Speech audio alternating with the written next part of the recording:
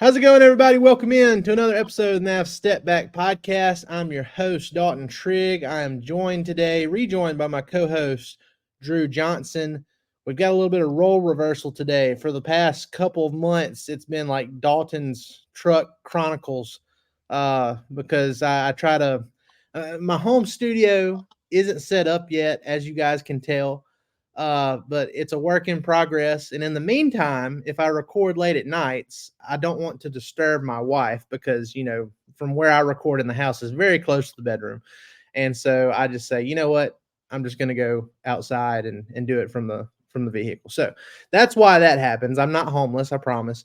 But uh, today is role reversal, where DJ is doing that. So, DJ, good to have you. We're going to start out by talking about something that we haven't formally come on here and talked about with each other, and that is Luka's 73-point outburst in Atlanta over the weekend on Friday night. Just an incredible performance all around. He almost had a 70-point triple double, 73 points, shot 25 of 33 from the field. And he had 10 rebounds and 7 assists. And, we were talking about before we came on here, he did that on the 4-year anniversary of when Kobe passed away.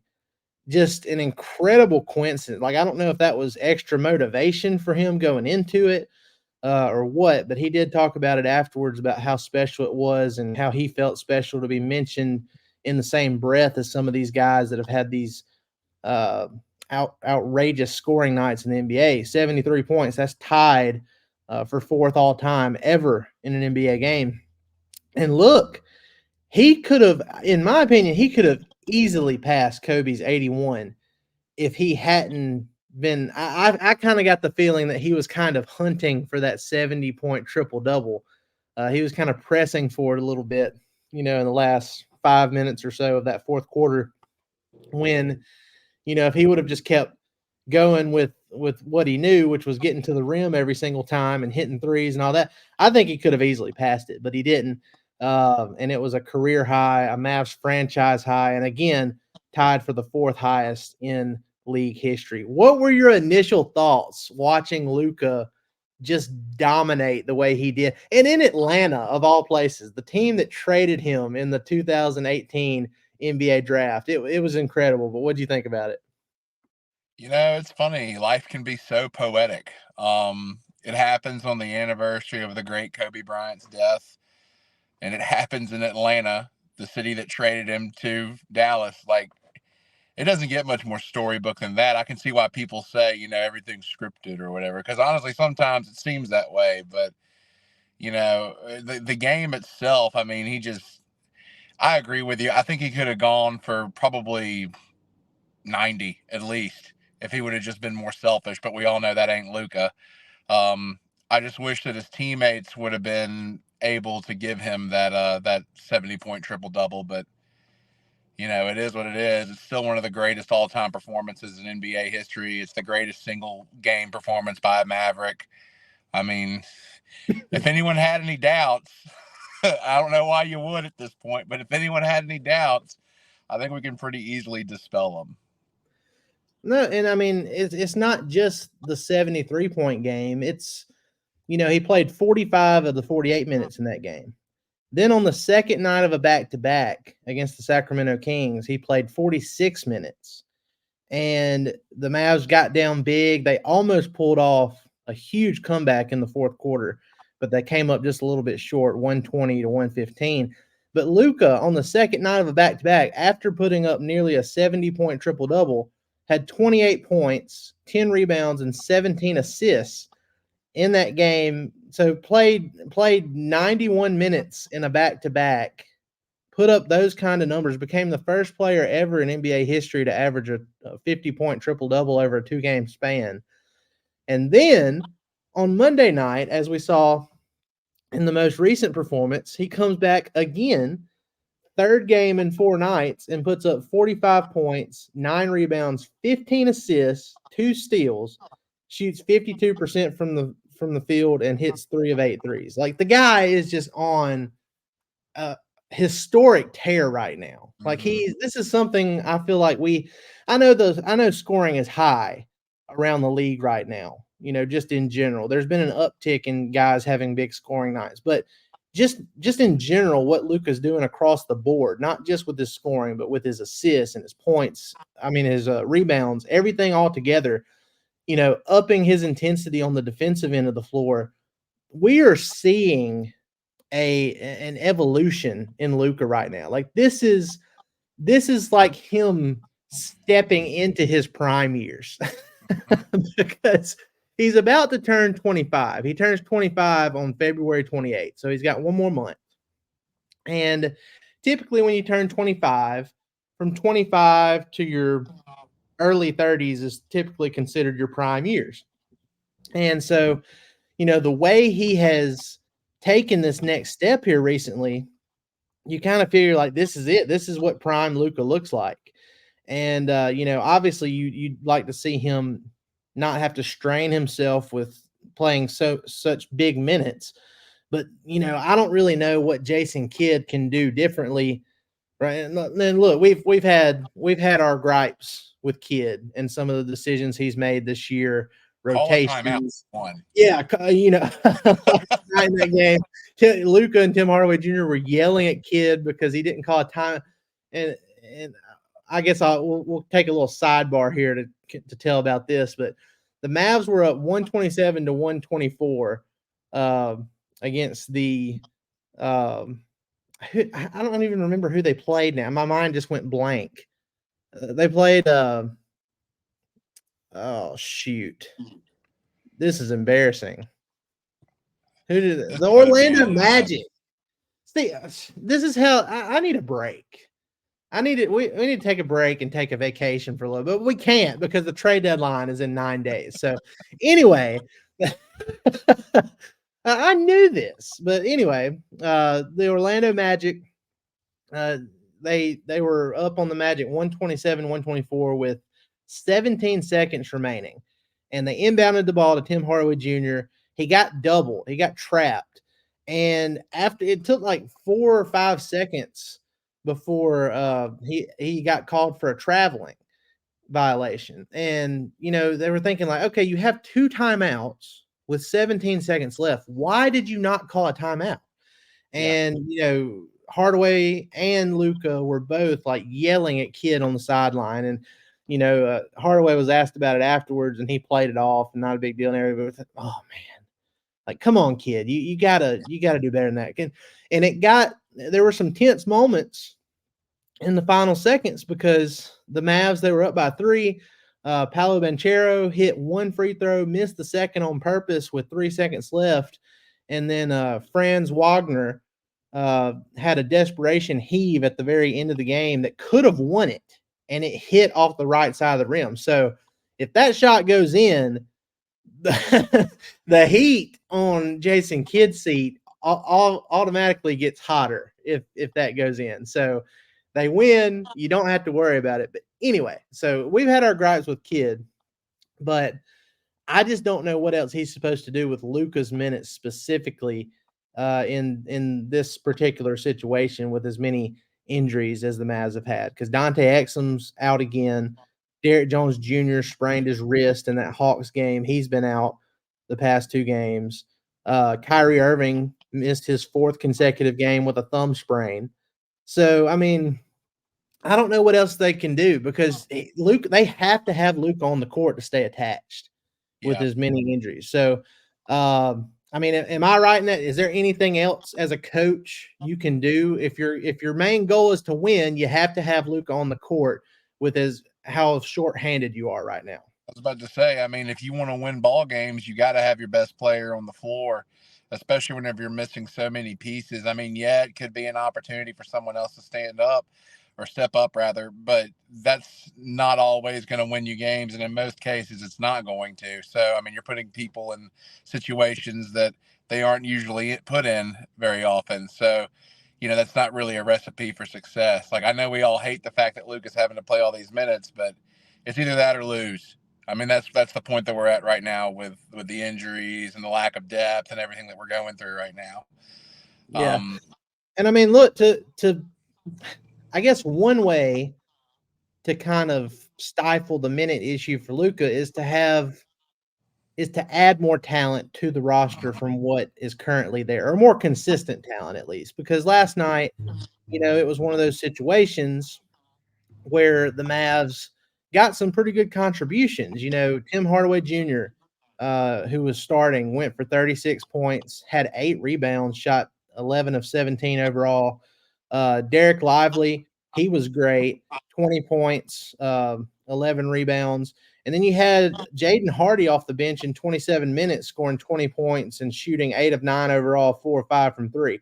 Now, 18 of those points came in the first half. He disappeared in the second half, but still, when the Mavs were down by 16, Hardy was one of the main guys keeping them attached. So he played a huge role in the Mavs staying attached and, not letting it get too far away from him. And then they made that second half surge. So I look at that and I say, okay, Tim Hardaway Jr.'s he had a pretty good game. Hardy had a pretty good game. Maybe that helps their trade value, as we get closer to the deadline here, because we've got 9 days to go until we get there. And I've got a list here that I want to just read out to you, DJ. Let me pull it up here. I've got a list of small forwards / power forwards, and then I've got a list of centers, guys that can potentially help the Mavs out. So here we go. All right, small forwards and power forwards. We've got Jeremy Grant. We've got Kyle Kuzma, Dorian Finney-Smith, P.J. Washington, Miles Bridges, controversial. We'll talk about that a little bit. Bojan Bogdanovic, old but good. He's good. Draymond Green, who, as good as he's been since coming back from his suspension, I don't know if he's gettable now or not. Yeah. Andrew Wiggins, who might be, damaged goods, but, he'd be an upgrade. Jonathan Kuminga, I'm going to cross that name out. I don't think they're There's trading. no way. There's no way we would ever get him. No way. As good as he's been lately, I think that's out. Yeah, no way. And then just for, what and giggles, LeBron James. Because the Lakers over halfway through the season they're still mid. They're a 500 basketball team, and LeBron has been amazing, and he's not getting any younger. So did they lose to the Rockets last night? They did. They got destroyed. Oh my God! Imagine getting beat by an AAU team. I mean, that's pretty much what that's like. But anyway. Yeah, I mean, look, this is one reason why I think a lot of people think if the Mavs just get healthy, maybe that can, catapult them into avoiding the play-in tournament. And I think there might be something to that, but I don't know if they would be a title contender if healthy. They still got to make a couple moves to take that next step. But man, as mediocre as the play-in tournament teams are below the Mavs in the standings right now, I'm not really worried about the Mavs going that far down in the standings unless something happens and Luka gets hurt. So yeah, look, Jeremy Grant, he's probably out of the Mavs price range. There's been reports that the Blazers aren't really looking to trade him anyway, at least not right now. Kyle Kuzma, the reports are that the Wizards are seeking at least 2 first-round picks or the equivalent of 2 first-round picks. So I guess technically, I mean, would Josh Green and Josh Green and Omax Prosper be considered the equivalent of 2 first-round picks? Well, another question that I would have is, when are the picks? Because like if you trade something far enough down the line, then maybe it's worth it. That's the problem, because the Mavs, they traded that 2029 first round pick to the Brooklyn Nets for Kyrie Irving. So the only pick they can really trade right now is the 2027 first round pick. And to me, if I was another team taking trade offers, I would view that as having a little bit extra value, because you don't know what's going to be happening with Luka's free agency potential free agency in 2026. So if you're an opposing GM and you're looking at it and you're saying, okay, well, say the Mavs don't get better and become a title contender between now and 2026, maybe Luka enters free agency and considers his options. And if he does leave Dallas, then all of a sudden that 2027 pick is super valuable. Yep. Depending on the draft class, but yeah, I mean. So I mean, I feel like that pick would have a little bit more value than what most picks being offered at this particular trade deadline would hold, because there's a lot of people, a lot of teams offering, late first round picks that in this coming draft that I don't think is as good as what we saw last year. No, it's not. So I mean, so it just depends on who the Mavs think is a needle mover. And, I don't know if trading that 2027 first round pick is worth getting a guy like a Jeremy Grant or a Kyle Kuzma. Definitely not Dorian Finney-Smith, because I mean, you had to trade a pick along with him to get Kyrie. Yeah. Now, that being said, and I'm going to go through my center list now too. With the Washington Wizards, Daniel Gafford, Nick Claxton with the Nets. Also with the Nets, Day'Ron Sharpe. With the Charlotte Hornets, Nick Richards. Yeah. Clint Capella with the Hawks, who, the Mavs have been linked to in the past. Wendell Carter Jr., we saw him last night against the Mavs, and he knocked the crap out of Derek Lively and gave him a bloody nose and then apologized for it on social media afterwards. So we don't hold it against you, Wendell Carter. Nikola Vucevic with the Bulls, who might be blowing things up. And just as one reclamation project here, I put James Wiseman. Now, I'm not really too excited about that option, but just looking at the Pistons and how Duran has played for them, I feel like they would probably sell off James Wiseman pretty cheap, and he might be an interesting reclamation project to back up Derek Lively in Dallas. So, looking at all these options I've named off, maybe you can trade that 2027 pick if you're getting a good enough package deal. Like with the Wizards, can you get Kyle Kuzma and Daniel Gafford? With the Hornets, can you get PJ Washington and Nick Richards?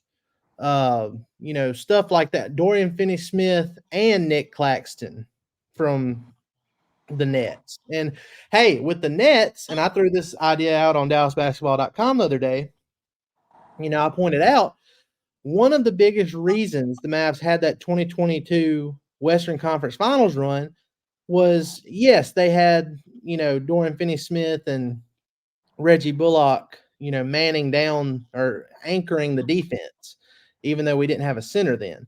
But you also had the three-headed guard monster of Luka and Jalen Brunson starting, and then you had Spencer Dinwiddie coming off the bench, who is more than capable of getting his own shot and also distributing the ball as well. Mm-hmm. So in my mind, I'm thinking, well, Dinwiddie, he's not having a good season in Brooklyn. His best years of his career, or his best stint of his career by far, has been in Dallas when he's playing next to Doncic. So, I mean, maybe you could work something out where you take Dinwiddie from Brooklyn, who, they might not want him anymore, and maybe you get, a package deal, something like Dinwiddie, Finney-Smith, and Claxton, or something like that, where you're bringing in an influx of multiple players, and then you have a guard trio of Luka, Kyrie, Dinwiddie, and then you also add a defensive-minded wing that can hit threes, and you have a decent center as well. So, that's kind of what I'm looking at. Now, I know there's several other scenarios we could throw out there, but I just think, in my opinion, if the Mavs are going to make a move now in these next 9 days, a needle moving kind of trade, they're going to have to trade that 2027 first round pick. And I just think unless they get, as much bang for their buck as possible, I would almost rather just wait until the off season and get healthy and see what you have with this current group the rest of the year. Because if I'm Nico Harrison, I am not trading that pick unless it is well worth it right now. Mm-hmm. No, it's got to make you better immediately. I think, and I think that Brooklyn scenario is pretty intriguing, just because of the pieces that you bring in. But I'm gonna tell you what, the Charlotte scenario is pretty interesting, because not only do you have the PJ Washington, Nick Richards, but what about Miles Bridges? I know people are not high on him because of his actions, and I get it. He's probably not Yeah, a very good human being, but yeah, damn it, he can play some fucking basketball. yeah, He yeah. I can mean, play. look, I mean, that's the thing, because the optics of it all would be horrible. Like my guy Allen, he's the head of Mavs PR. Like, I would feel so bad for Allen having to deal with with that PR storm if the Mavs ended up with Miles Bridges, because I mean, he's currently on probation for a domestic violence issue Yeah, that happened in 2022, I believe. I don't think it was last year. I think it was 2022. Anyway, it was a uh, couple years ago. yeah. So I mean, and that kind of messed up him signing a new contract. He had to take the qualifying offer from the Hornets. So now he is going to be an unrestricted free agent this upcoming summer. And the thing that's interesting with Bridges, because I mean, his averages are, let's look up Miles Bridges stats right here. I looked them up a while ago because the Mavs, they're viewed as one of the top betting favorites to land Miles Bridges in a trade. I posted that on DallasBasketball.com earlier. So, for a guy that's averaging 21 points, 7 rebounds, 3 assists, shooting 46% from the field and 35% from three, a very versatile forward. Normally, the Mavs, under normal circumstances, this is a guy the Mavs would not have a chance to trade for, given Yeah. their trade assets. But like you said, because of the legal issues, because of the optics of it all, because he's on an expiring qualifying offer, and any team that trades for him, well, unless he got traded to a team with cap space, the Mavs could trade for him and they wouldn't have his bird rights. So, he's not going to be able to get the deal that he wants if he goes to Dallas. But, you know, this might be one of those situations where when you push aside everything else on the outside, it's like, okay, this is a guy that's an elite basketball talent, and you can get him on the cheap end, and you have no long-term commitments to him. So, you Yep. could bring him in on the cheap, see if he, helps your team out the way you think he probably could. And if it just doesn't work, if he is, if things don't work out, you have no commitment to him long term. See you later. Good luck wherever else you go. So that might be the situation the Mavs are in here, because you don't want to sell the farm unless it's something that moves the needle. Yep. And looking at all the other candidates that the Mavs could trade for, that seems to be the highest talent for the cheapest cost, for what they could get. So, Oh, I by mean, far. And like, if you just look at him as a basketball player, like, I know we can't do that, but if you just look at yeah, him as the basketball talent that he is tremendous. I mean, him and LaMelo Ball, they were one of the most entertaining backcourts to watch in all of the NBA before his episode. I mean, he was a promising young talent before this episode. And, if he comes in and is a shithead, then you can get rid of him. But if he exactly. comes No in and long term helps you, commitment. you look like a freaking genius. And I Yeah, think he helps us. I think he 100% would help us on the floor. And yeah. honestly, outside of that, really glaring episode, now I'm not trying to discount it. That's very serious. Oh yeah, it But was bad. It was awful. it's very serious. It's very bad. But does he negatively impact your locker room in any way? I've never heard of anything that Miles Bridges has ever done to negatively impact a locker room. I mean, he comes from one of the greatest college basketball coaches ever as far as coaching culture is concerned, and Tom Izzo. I mean, the guy has been coached by great coaches. He understands what a standard is. He understands what a culture is. Maybe he deserves a second chance. It's a tough thing to balance, and I'd hate to be in Nico's shoes, because, like I said, it's one of those moves that you can make, and if it works, everybody says, "Oh, well, great job." You took a low buy on a high talent. It worked out.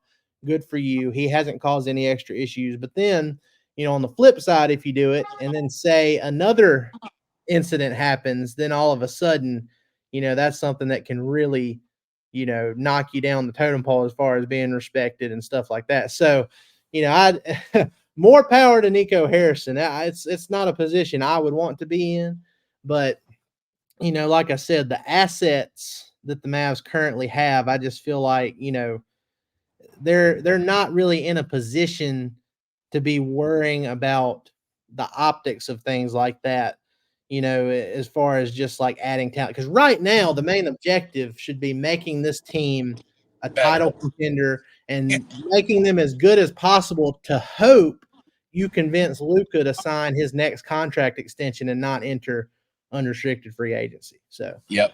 so that's where I'm at on that. Another center that I didn't mention on here, but we've talked about before, is Andre Drummond, a very affordable backup center, in my opinion, a rebounding monster. Not the best defensively, but he gobbles up rebounds and helps you in that way. I think he would benefit from playing behind Lively in Dallas. And then, Alex Caruso, he's not a small forward. He's more of a guard, but I think he would be a guy that would help the Mavs too. So a lot of different scenarios, a lot of different rumors flying around there, speculation, this and that and the other. So we'll see how it goes these next 9 days, but it should be interesting. As you all know, or maybe some of you don't know, but the Mavs have made a trade deadline trade uh, in the last 7 years. So the chances are something is going to happen here, but we'll see how it goes. Guys, appreciate y'all joining us. Be sure to go like, rate, and subscribe on all your favorite podcast platforms. Hit that subscribe button on YouTube, and we will see you next time. Y'all have a great one. Thanks, guys.